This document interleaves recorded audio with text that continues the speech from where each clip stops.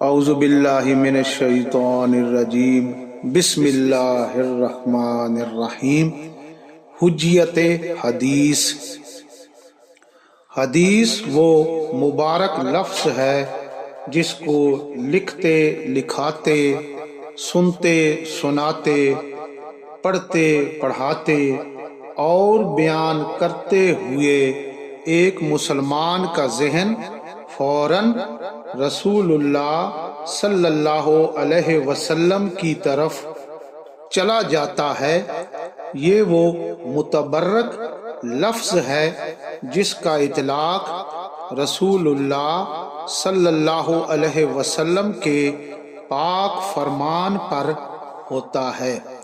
رسول اللہ صلی اللہ علیہ وسلم کے قول مبارک کے لیے قرآن مجید میں بھی لفظ حدیث موجود ہے۔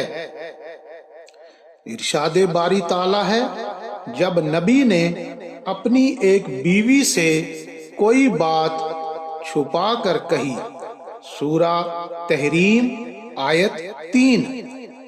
اس آیت میں لفظ حدیثاً قول رسول صلی اللہ علیہ وسلم کا مفہوم ادا کر رہا ہے۔ اصطلاح شرع میں نبی کریم صلی اللہ علیہ وسلم کی طرف منسوب آپ صلی اللہ علیہ وسلم کے اقوال، افعال، تقریرات، آپ کی موجودگی میں کسی صحابی نے کوئی عمل کیا اور آپ نے اس پر خاموشی اختیار کی اور اس کا انکار نہیں کیا، اس عمل کو تقریر کہتے ہیں۔ اور صفات، حتیٰ کہ نیند اور بیداری میں آپ کی حرکات و سکنات کو حدیث کہا جاتا ہے۔ لغوی اعتبار سے لفظ حدیث کا معنی ہے جدید، یعنی یہ قدیم کی ضد ہے۔ چونکہ قرآن قدیم ہے اور اس کے مقابلے میں احادیث جدید ہیں، اس لیے مقابلتاً احادیث نبویہ صلی اللہ علیہ وسلم کو حدیث کا نام دیا گیا ہے۔ تدریب الراوی، فتح المغیث، مجموع فتاوی۔ قرآن وحی جلی یا وحی مطلوع اور حدیث وحی خفی یا وحی غیر مطلوع ہے، اور دونوں اللہ کی طرف سے ہیں۔ دونوں کو لانے والے جبرائیل امین علیہ السلام ہیں۔ قرآن و حدیث ایک دوسرے کے لیے لازم و ملزوم کی سی حیثیت رکھتے ہیں۔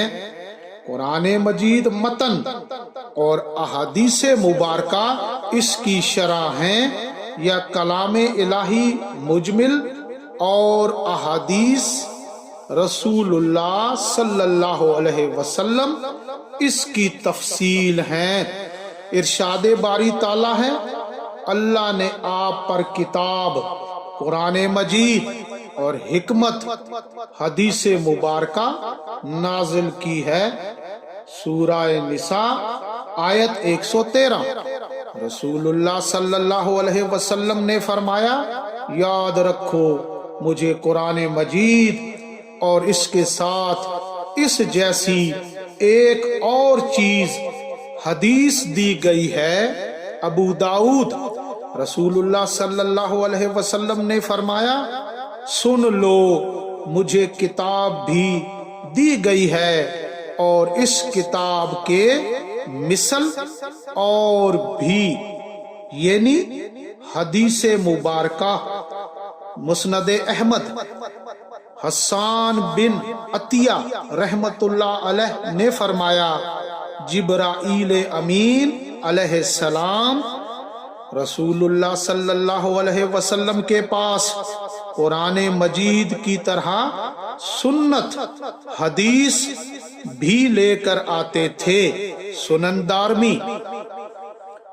رسول اللہ صلی اللہ علیہ وسلم نے فرمایا، اللہ تعالیٰ اس شخص کو تر و تازہ رکھے جس نے میری حدیث کو سنا پھر اس کو یاد کیا حتیٰ کہ اسے دوسروں تک پہنچایا۔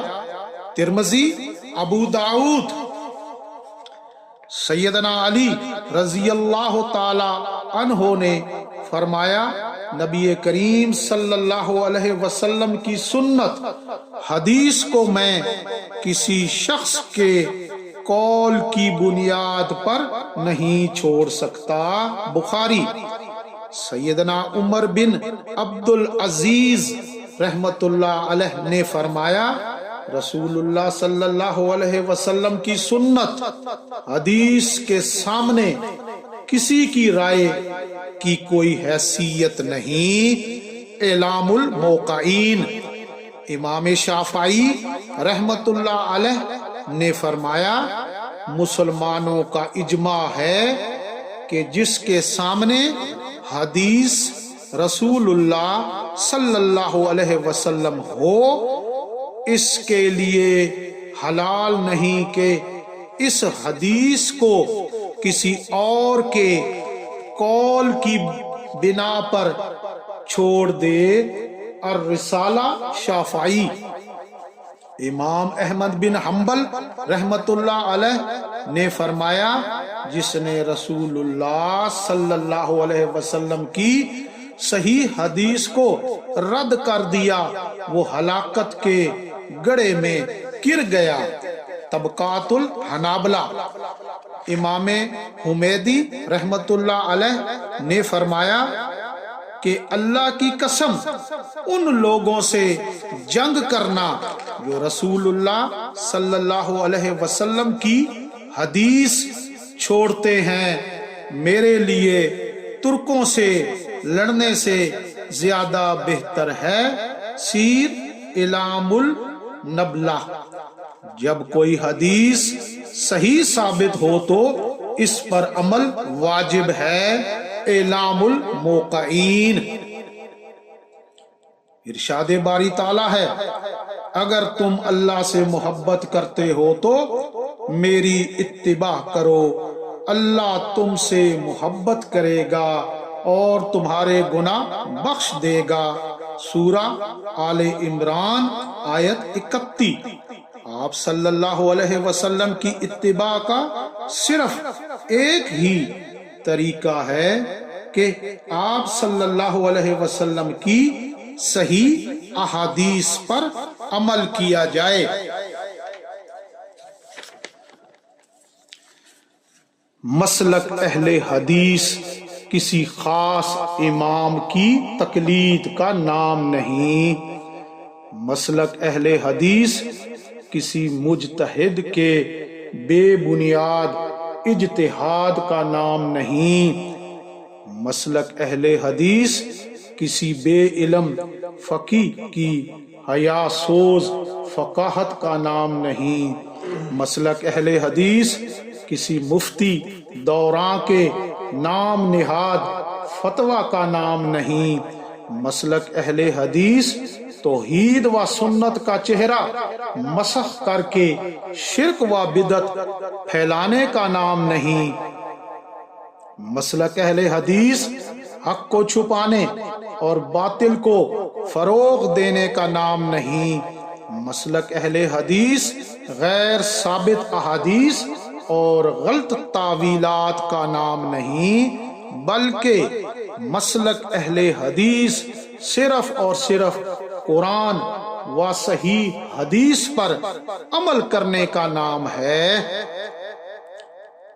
صرف اور صرف اہل حدیث ہی اصل سنی ہیں، اس وجہ سے کہ وہ نبی کریم صلی اللہ علیہ وسلم کی سنت یعنی صحیح حدیث پر عمل کرتے ہیں۔ اسلام ایک مکمل ضابطہ حیات ہے جسے جاننے اور اپنانے کے لیے قرآن مجید اور احادیث رسول اللہ صلی اللہ علیہ وسلم کی طرف رجوع کرنا انتہائی ضروری ہے۔